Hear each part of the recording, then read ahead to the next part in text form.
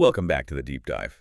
Today, we're jumping into some really interesting source material, looking at the symbolic links between alchemy and Freemasonry. Yeah, two traditions that, on the face of it, look quite different. Absolutely. One's all about, lead into gold, labs. The other seems focused on building, tools, rituals. But the sources we've got suggest they share this central quest. The alchemists called it the Magnum Opus, the great work. Masons often call it the royal art. And our goal today is really to unpack that shared path. It's about spiritual transformation, isn't it? Exactly. And crucially, the sources stress it's not just about knowing it, it's about becoming it, living the process. Right, becoming the work itself. That makes the setting vital. The sources talk about the lodge room as an alchemical crucible. Precisely, not just any room, but the athanor. That special furnace alchemists used, it's about a controlled environment for, well, interchange. So the lodge is like regulating the heat. Metaphorically speaking, of course. Yeah, that's a great way to put it. In alchemy, the athanor needed perfect, steady heat. In the lodge, it's the ritual, the structure, the tradition that keeps things stable. The pillars, lights, officers, they're not just decoration. No, they're described as outer expressions of inner processes. They help contain the fire, guide the transformation, so the candidate isn't overwhelmed. Okay, let's step back a bit. This shared name, the royal art, why royal? Sounds very elevated. It points to the prize, really. Sovereignty. Not over land, but over the self. Ah, okay. So the hidden treasure, the stone, the lost word. It's about inner mastery. Exactly. Transforming that inner base metal, our ordinary consciousness maybe, into philosophical gold, becoming the ruler of your own inner kingdom. And what's interesting is this isn't about locking yourself away like a hermit, is it? The sources suggest it's about engaging with the world. Definitely not about withdrawal. It's transformation for the world through self-transformation first. This is where that Manly P. Hall quote comes in, right?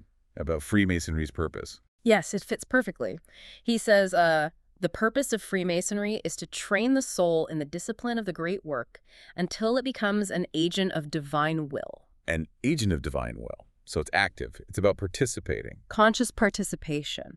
The discipline is the path to becoming that agent. And the structure of this discipline, it seems tied to the number 12. Oh, absolutely. 12 is huge in both traditions. You see it everywhere. Like the zodiac signs, the labors of Hercules, and in the lodge.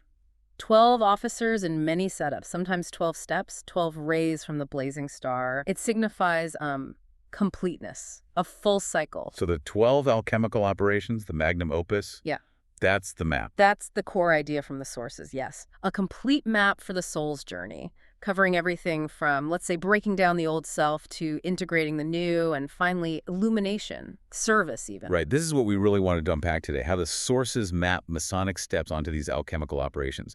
The rituals aren't just ceremonies. They're encoded alchemical operations, as the sources put it, designed to shift the candidate from raw material to, to light. Let's look at some specific steps, starting with the breaking down phase. Deconstruction. Okay. First up, calcination. Heating something until it's just ash. Intense. Psychologically, it's about burning away the ego. Humility, self-examination. Think about the entered apprentice, right? Stripped of metals. Pride. Symbolically blindfolded. In darkness. Exactly. It forces a state of receptivity. You have to let go of wanting to lead, wanting to know everything. You just receive.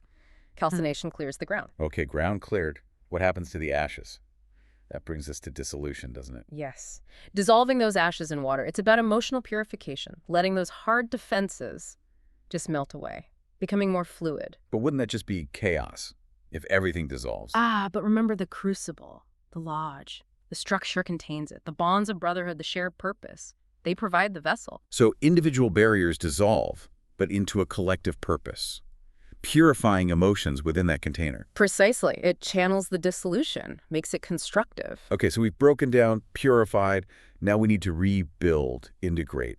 This feels like it needs more mental clarity. It does. Next is separation. Step 3. Separation, like sifting, sorting things out. Exactly. Discerning the valuable from the worthless.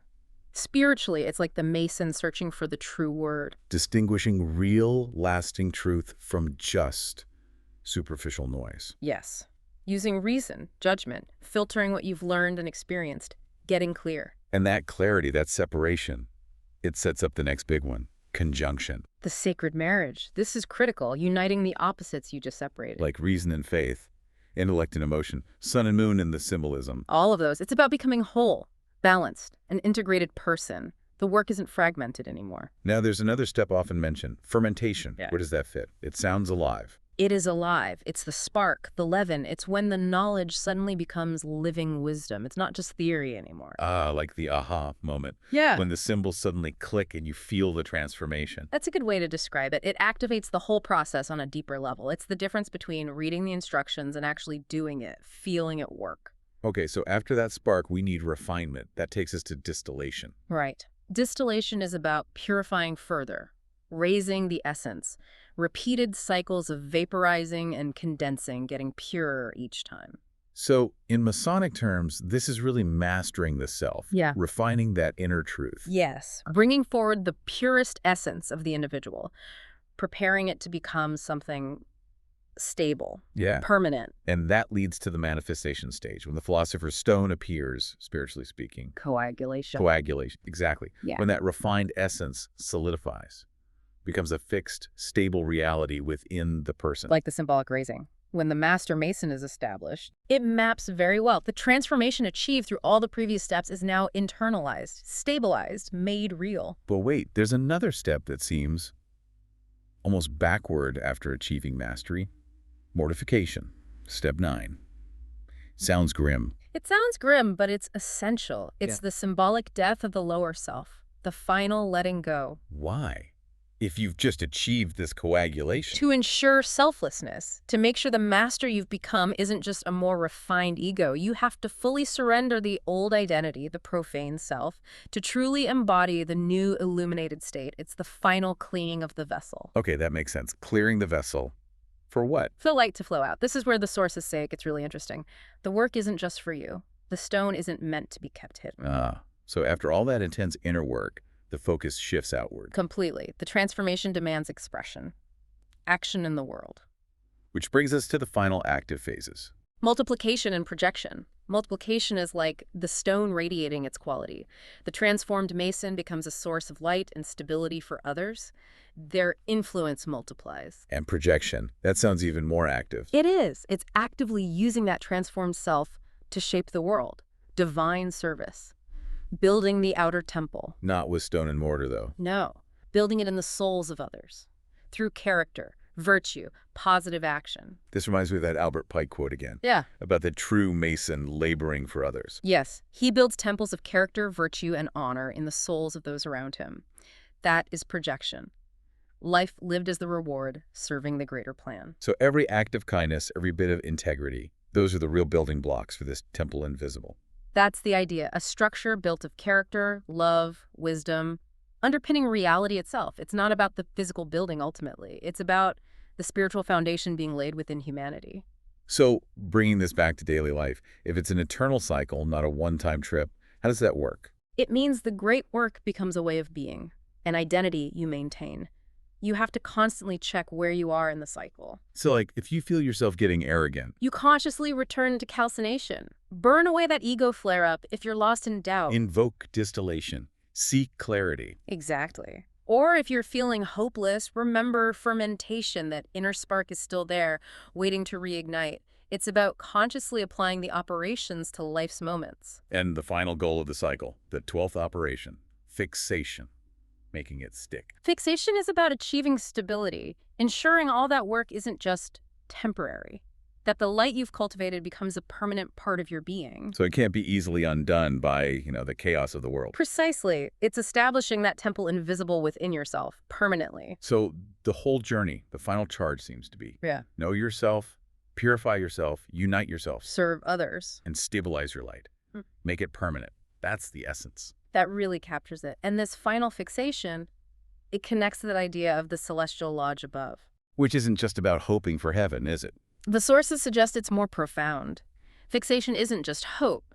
It's achieving a state of cosmic participation, joining a realm of stabilized light where the work continues. So completing the work, Mm-hmm. it makes you part of the structure, not just a visitor. It transforms the initiate into a foundational element, permanent, stable. Wow. That makes me think of that line from Revelation. Him that overcometh will I make a pillar in the temple of my God, and he shall go no more out. Revelation 3.12. Oh, a pillar. A permanent fixed point of light in the unseen temple of the world, holding things together. That, perhaps, is the ultimate aim of this royal art.